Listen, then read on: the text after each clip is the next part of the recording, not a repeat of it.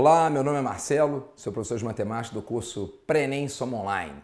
Bem, hoje nós vamos corrigir as questões do Enem 2016. Vamos para mais uma? Questão 164.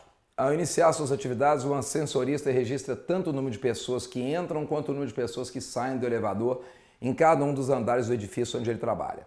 O quadro apresenta os registros do ascensorista durante a primeira subida do térreo, de onde partem ele e mais 3 pessoas ao 5º andar do edifício.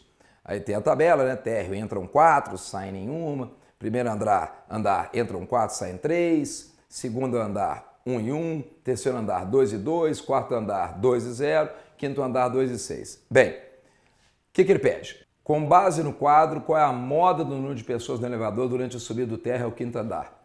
Bem, meu amigo, o que é a moda? Moda na estatística é uma medida de tendência central, que é o elemento que aparece mais vezes, que aparece com maior frequência.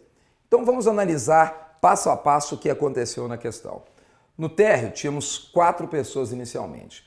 No primeiro andar tínhamos essas 4, aí saíram 4 e entraram 3, ou seja, ficamos com 5 pessoas. Já no segundo andar, essas 5 pessoas permanecem. Conforme o quadro anterior, né, o quadro dado da prova, entraram uma, saíram uma, ou seja, permanecem 5 pessoas. No terceiro andar, nós temos essas 5 pessoas, entraram 2 e saíram 2, ou seja, permanecem 5 pessoas. No quarto andar, temos essas 5, saem 2, entram 2 e saem nenhuma, ou seja, ficamos com 7 pessoas. No quinto andar, temos essas 7 pessoas, entram 2 e saem 6, então tem um gradiente negativo aí, né? 7 menos 4 ficam 3 pessoas. Percebam então que desses 1, 2, 3, 4, 5, 6 elementos aí, o que repete mais vezes é o 5, ou seja, 5 é a moda dos dados obtidos ali, né? A moda do número de pessoas no elevador. Tá? Perfeito? Letra D.